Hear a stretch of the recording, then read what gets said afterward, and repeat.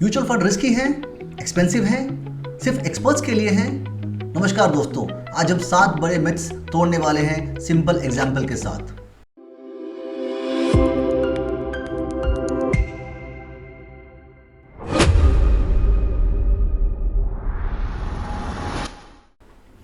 Mutual fund सिर्फ experts के लिए होते हैं। गलत। रियलिटी यह है कि म्यूचुअल फंड कॉमन इन्वेस्टर्स के लिए ही बनाए गए हैं। आपको मार्केट रिसर्च, स्टॉक सिलेक्शन या टाइमिंग की टेंशन नहीं लेनी पड़ती, क्योंकि फंड्स को मैनेज करते हैं professional fund managers, full time experts. AMFI के हिसाब से इंडिया में 8 करोड़ से ज़्यादा इन्वेस्टर्स म्यूचुअल फंड में इन्वेस्ट कर रहे हैं और मेजॉरिटी कॉमन रिटेल इन्वेस्टर्स होते हैं। म्यूचुअल फंड सिर्फ लॉन्ग टर्म के लिए होता है।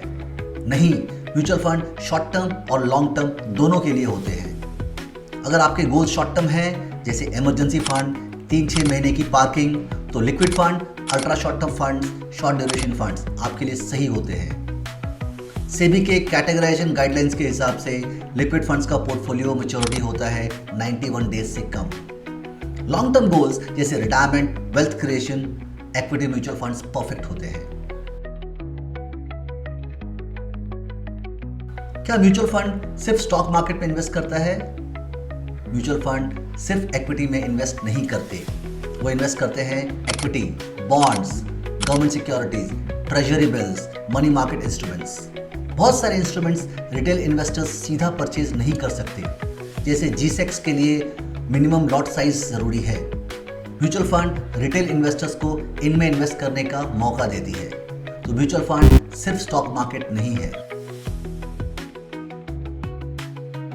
NAV 10 वाली स्कीम चीप होती है, NAV 25 वाली एक्सपेंसिव। ये सबसे कॉमन मिथ है।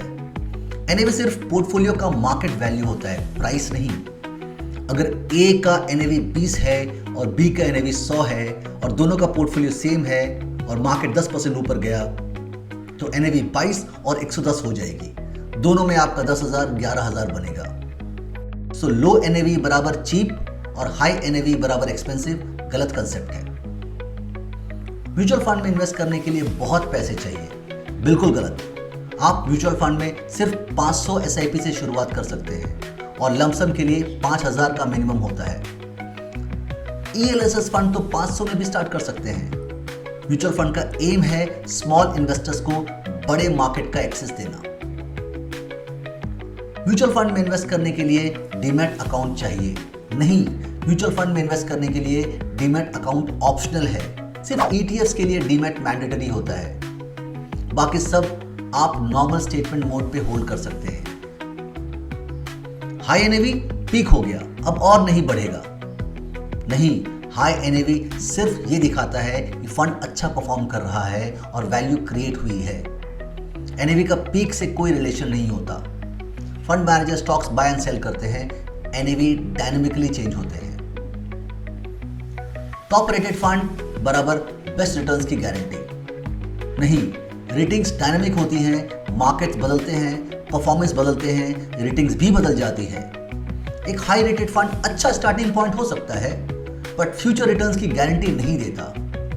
हमेशा कंपेयर करें फंड्स को उसके बेंचमार्क से और अपने गोल्स और रिस्क लेवल के हिसाब से डिसाइड करें कौन सा फंड आपके लिए सही है। तो दोस्तों, म्यूचुअल फंड्स मिथ्स से ज्यादा फैक्ट्स पर काम करते हैं। सही नॉलेज, सही प्लानिंग और आपका वेल्थ बनेगा स्मार्टली। म्यूचुअल फंड सही है, पर एडवाइजर जरूरी है। दोस्तों, अगर आपको ये वीडियो पसंद आया हो तो लाइक करना ना भूलें, चैनल को सब्सक्राइब करें और बेल आइकन जरूर दबाएं, ताकि आपको हर नया फाइनेंशियल इंसाइट सबसे पहले मिले।